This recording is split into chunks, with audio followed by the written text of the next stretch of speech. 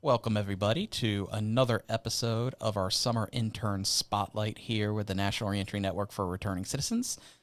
This again is your host, Zach Rigoni, our policy director here at the organization, and I'm here with our summer interns. Hi, I'm Cassidy. Hi, everyone. I'm David. Hey, and I'm Maryam. So, on our last podcast, we talked a good bit about the carceral system and the DC jail specifically.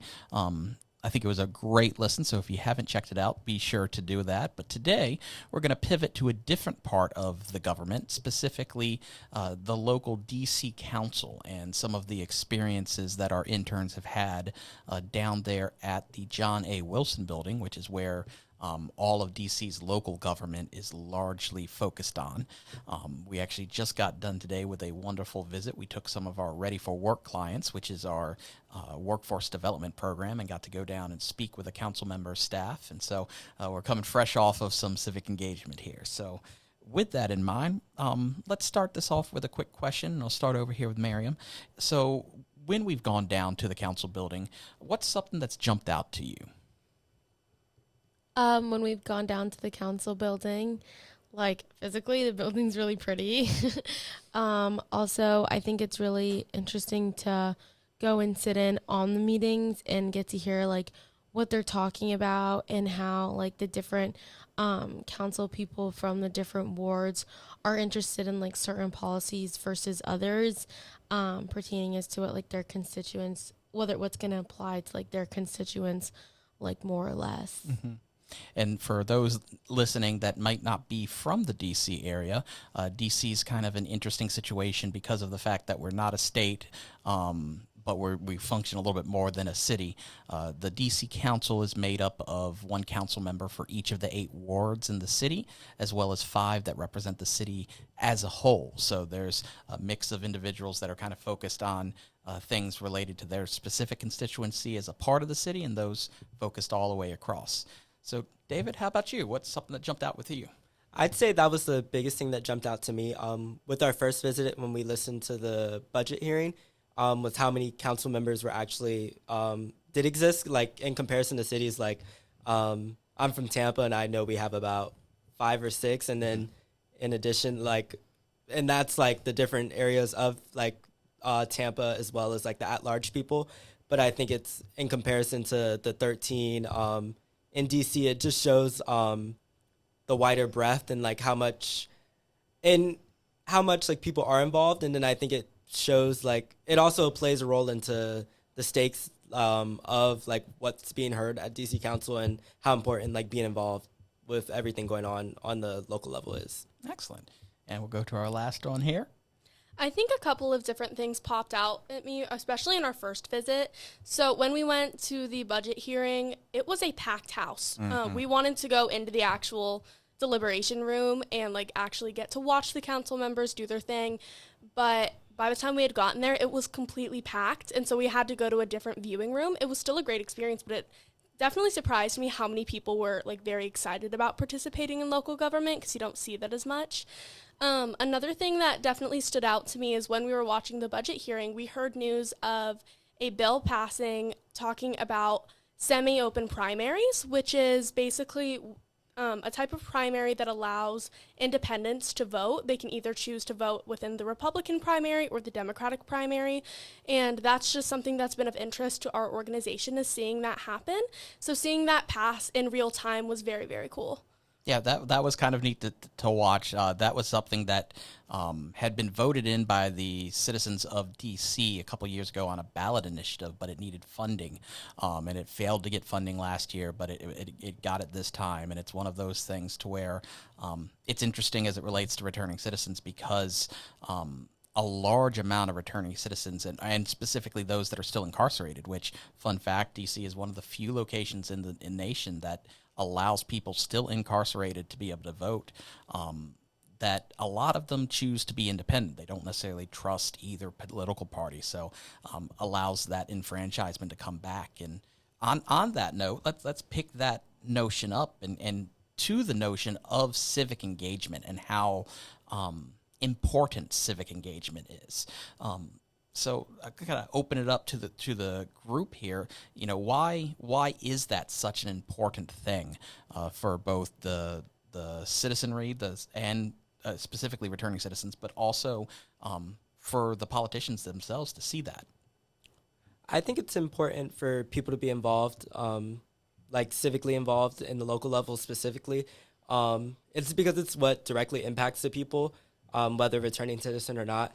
And as compared to what receives the most, like, what most attention to from citizens in the United States happens to be the national government. But like most of the time, the president isn't deciding when your trash is getting picked up. The president isn't deciding the emergency management procedures that occur within your county. And I think it's important to be well informed and like have your voice be heard of like whether that's issues or the positives of what your local government is doing so that it's best serving you. Yeah, in a very similar vein to what David was saying, I think it's so important to participate in the local government level because who knows better than for legislating a local area than those who actually live in the area. Usually city council members and at-large representatives, they all live within their different wards and within the different areas of a city. And so I think it's very important to participate at that level because they can directly speak with their constituents, hear what they need, what the biggest needs of the community are, and actually apply them in real time. Of course, it takes time to be able to pass any sort of legislation, but they're far more connected to their community than any other part of the government. No, and I think it's one of those things too where, you know, they've had studies and things that show that the returning citizen population, when they are more civically engaged, it tends to lead to lower levels of recidivism. And I think that's kind of that whole notion of we're welcoming people back into the community, but it's one thing to say that. It's another thing for them to actually feel like a part of the community. And I think being civically engaged, whether that's voting, whether that is speaking to council members or to representatives, I think that takes that step forward to where you're not just on the sidelines watching the system, you're actually a part of it. Yeah, totally. I think we saw that today when we went to the DC Council and we spoke with Trisha Kondabala. She's the legislative assistant for Council Member Fruman. He's for Ward 3. And our clients who are a part of our Ready for Work program had the opportunity to go and sit down and like ask different questions. And one of our clients in particular seemed super interested and involved in the conversation.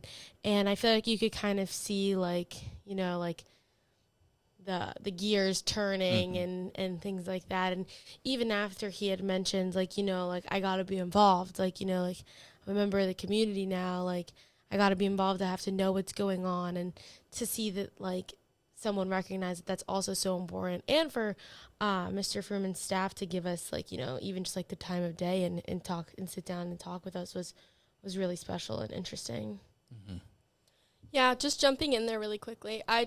One thing that really stuck out to me during that meeting with Trisha and other staff from Councilmember Fruman's office, it was great seeing how focused they were. I don't know if that's the right word for it, but they were very engaged. And Trisha specifically was just trying to see like where our needs like lie, what kind of programs we think are doing well, where some different programs can be improved.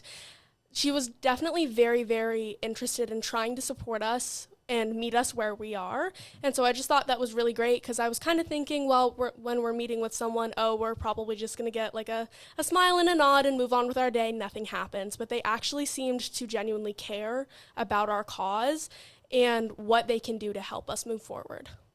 And I'm excited to see what is next because they even admitted to like not knowing the conditions of certain programs that the city is running. And I think it's important for that transparency. And it shows like, I can tell after that conversation they were going to look further into what we were talking about and what they can do to help assist from a legislative standpoint. Yeah, and I think that's part of that importance of civic engagement, because not only does the person that's being engaged get a benefit of it, but the politicians and their staff really gain a benefit of it too, because the only way they're going to really hear and truly get a feel for what's going on from a particular constituent group is if they hear from that constituent group. And if we're not going and making our voices heard, then how are they supposed to hear it? So I think that was some great points.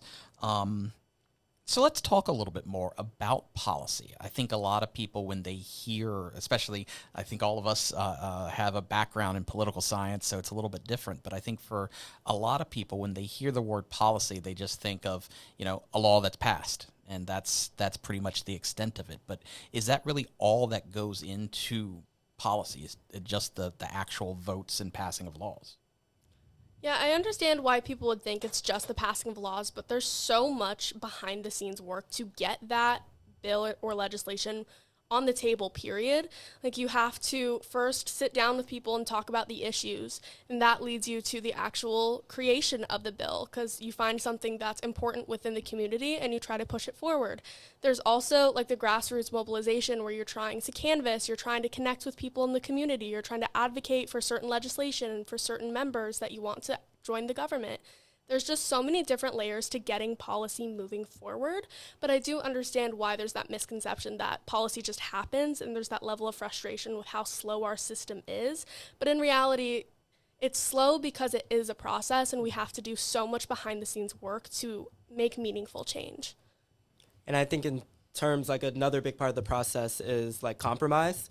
Just because there's an issue you see doesn't mean it's an issue for other people, and like trying to find a way within your community and like in legislative bodies is what they're trying to figure out, is how can we tackle this issue without making it an inconvenience for someone else, if that makes sense. Mm-hmm.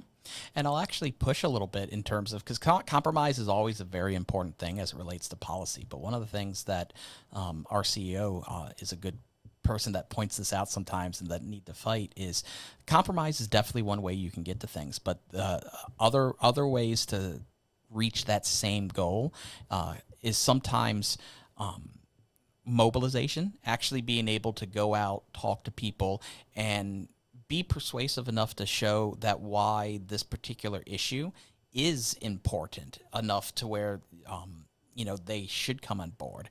And then the other thing that sometimes can happen, and this is my personal little pet issue in the criminal justice or the criminal legal space, is that a lot of times different groups, different constituencies can all ultimately agree on the same endpoint. They all want to get to the same end, but they're all taking different roads to it. Maybe their values that lead them there might be different. And rather than needing a compromise, all you have to do is instead just be multilingual, be able to speak in their language as to why that same goal is important, and that can get it across the board. But one other thing I want to say in terms of policy, and I'd love to get some insight, possibly from Maryam specifically on this, because one of the things Mr. Stewart always talks about is policy is more than just laws that the government makes. It's also regulations they put in, but even businesses, internal policies for individual businesses, for nonprofits, for different programs. All of that still impacts as well. It might not be a law, but it still governs how something works, and that can still impact things, right? Yeah, totally. I'm sorry, I'm not really understanding the question. I knew this would take people behind the scenes a little bit. I know your family background was in business law and things like that, and so how business policy in a particular organizations and things, whether that or not they choose to hire returning citizens or not, whether they're willing to do a background check, that's a form of policy that might not be government, but it still impacts people. Yeah, definitely. I'm not too familiar with like business law. My fault. No, it's okay. I'm not too familiar with business law. I feel like I'm like mostly like even like not even really super familiar with like employment law, but mostly it would have to do with like discrimination, and like I feel like when like things like ban the box and stuff like that, especially for housing and employment purposes. But I think so much like you can say like, oh, we're not going to discriminate against an individual for that, but like once you kind of make it open knowledge, like I feel like even subconsciously like people still discriminate against individuals for that. So I think it's interesting to see like where policy plays a role in like things that you can't necessarily like concretely like say no, you can't do that, because people are always going to have like their own like prerogatives and in underlying biases and things like that. But And that's one of the nice things. DC is very friendly to trying to help out returning citizens compared to some locations. But it's always one of those things, if you're in a location where there is more struggle with it and some of those laws aren't getting passed, look into businesses and organizations that maybe do more than your local laws require. Maybe they do have more protections in there because policy is more than just what the government passes. yeah, I feel like I've noticed that with a lot of our clients. Like often, we were downstairs one day, like helping an individual with their resume, and they were trying to like communicate that they were like scared to talk about like the gap in their resume. And I was trying to tell them like, oh, like an employer can't necessarily like see that and ask you what happened and then discriminate against you for that, like based on the fact that like you've been previously incarcerated. And they were just having difficulty like understanding that that was like a right and that that policy even existed. And I was like, yeah. And then we kind of talked about like ban the box, like for housing and things like that also.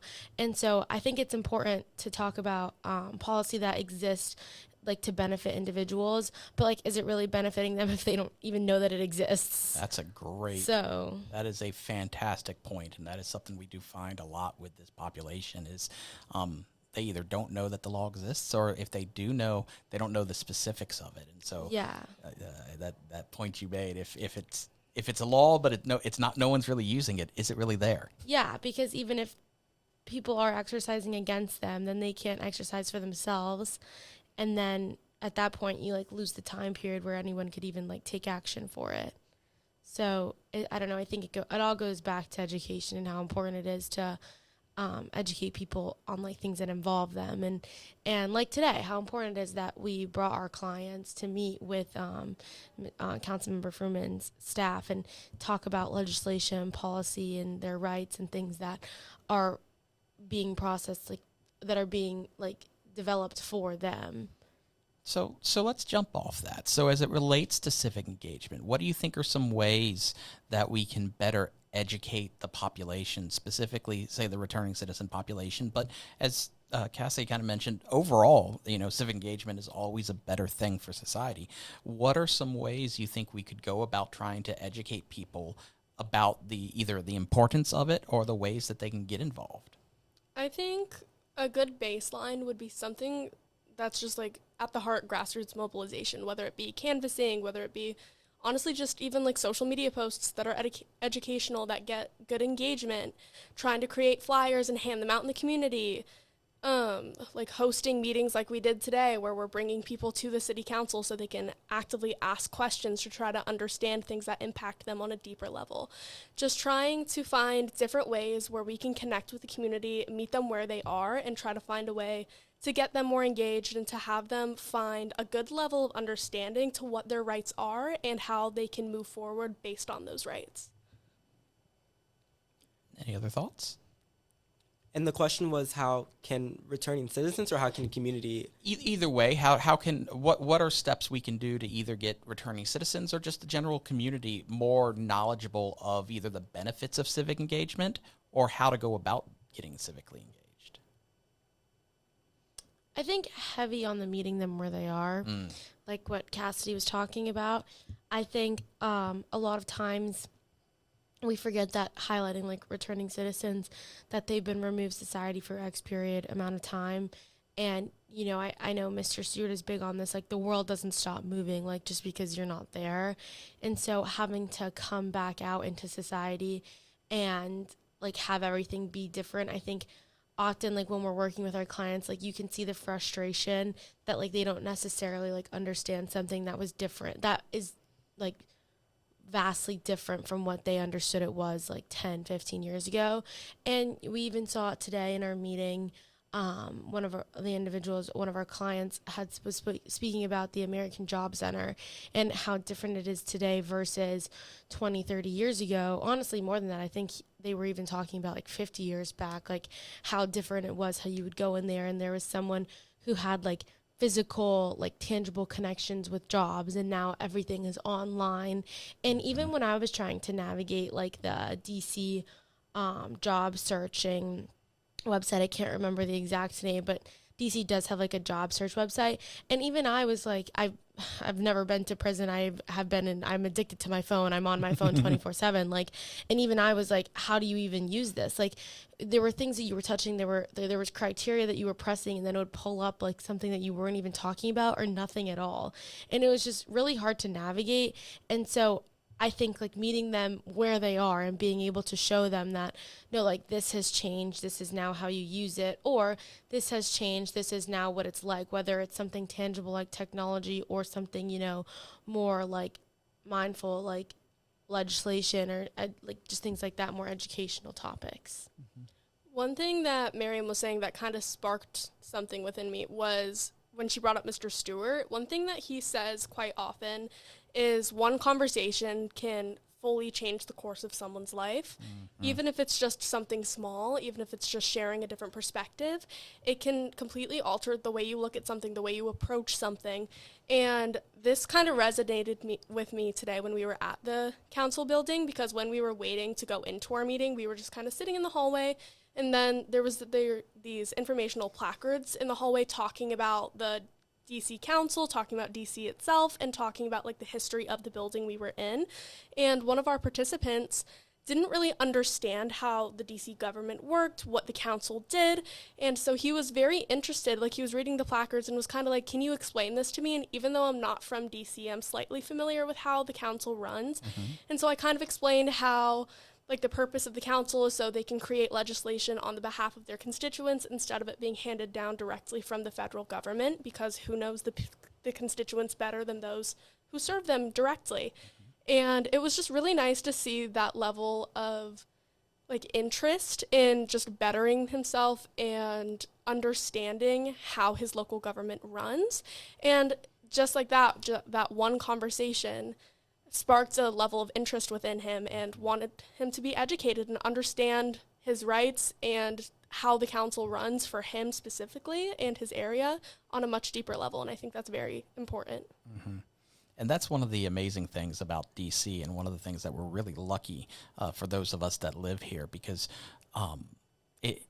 the city council runs almost similar to a state body for us because of just the reality of it. But you're able to just walk in and communicate with council member staff so easily. I ended up seeing 3 different council members walk past me in the little bit of time I was there, and got to speak a little short moment with each of them, because it's so much more approachable compared to, I know all of you have ties to Florida. I can't imagine going into, say, the Florida state legislature and being able to just kind of walk into an office and boom, being able to talk to people. And so that's one of the benefits here in DC is if you want to get engaged, they're right there. It's such an easy way to connect. So no, I think that's a great point. And you brought up Cassidy, mobilization and how packed the budget hearing was. And part of that was there was a large gathering of groups that were pushing for specifically services for those going through immigration issues and support to that. And it's one of those things to where, what do you think the impact could have been if instead of 40, 50, 60 people filling the room in support of that, if it was 40, 50, 60 people going the other direction? And I think that really highlights why what you're saying is important. Yeah, I think as representatives obviously represent their constituents in different parts of DC and DC as a whole, I think they definitely try to take the perspectives of those in front of them into consideration when deciding on a bill. And I think when you have mass support for something, you don't want to go against that, because that type of fire is really hard to find nowadays. It's really hard to unite people for a common cause and common goal. And so when you have that, you don't want to go against it, because you also don't want them turning their pitchforks against you. So you want to try to support that if they're there for it. But if they're advocating against something, you want to listen to that, and you don't really want to go against it as much, because you don't really want people combating you. But at the same time, you're part of the legislative body, you are the city council person. So if you feel like you understand this issue better than the people advocating against it, you're still going to make an educated decision, but you are still going to take your constituents' beliefs and drive like into consideration when pushing for or against certain legislation. Absolutely. So as we kind of move to an end on this particular episode, I want to kind of go around real quick and talk about different ways that people who may want to get more civically engaged, different ways they might be able to do that. And go ahead and start with David. Kind of give us like what's one way that if someone wants to get involved, they could potentially get involved with civic engagement. Yes, I think the first step in like getting involved is getting informed, whether that's watching the news, watching the hearings online, going in person to watch the hearings, like just seeing what's going on, what they're voting on, getting a better grasp of DC Council or just your local government as a whole is a great step in that first step in like getting civically engaged. Okay. Maryam, what's another way that people could potentially get civically involved if they wanted to? I think finding something that you're passionate about and joining some sort of like nonprofit organization or like charitable group that focuses like on that topic. And then, I think it helps like with civic engagement and social engagement. Like civil kind of covers like community engagement, but like also that. And at the same time, like you're working towards something you love. No, I think that's a great one, and it's something that I see routinely when we're down at the Wilson Building. You'll see groups like Free DC or the Fair Budget Coalition, and you just see these large groups of people going around, walking into each office. And if one squeaky wheel is going to get a little bit of grease, a whole bunch of them get more. So that's a great point. And we'll close it up with Cassidy. I think this point builds off of both of David and Maryam's points of like getting involved and building your own understanding is also volunteering. After finding something you're passionate about and educating yourself, find someone that you think deserves a position in legislation or in the legislative body. Find someone that you think could make a genuine change. Find someone that your beliefs and goals align with, and get involved in their campaign. Get involved in any events that they're doing. Volunteer. You could do door-to-door canvassing. You could set up like a little table with them, start handing out flyers on their behalf. Like, just get involved with different parts of local government. I think that would not only help educate you, it would also help you feel more connected to your community, and it genuinely does help make a change. Well, thank you all. And as the policy director here, I'll give a little bit of my own pitch on this one. I normally don't try to talk too much, but this is near and dear to my heart and my position. But like I said about DC, the great thing about it is how close the government is to the people. So I would say if you're wanting to get civically engaged, anybody can go and provide testimony at any kind of hearing. So if there's a law that you care about, if there's an agency you care about, go and speak before the council. If not that, call up your council members, email them, phone call them, stop in. They're always open to hearing from the public, and that's really going to impact things. And then the last thing I'll say, specifically to any of our returning citizen population out there, the first line of civic engagement is always voting. We are blessed here in D.C. that we never lose our franchisement to be able to vote no matter what's going on criminally. So don't take that for granted. Get out there. Our next election's in November. Let your voice be heard. So thank you all for a wonderful time on this podcast. We're looking forward to next week's when we get there. And until then, hope you enjoyed us shining a spotlight on our wonderful interns.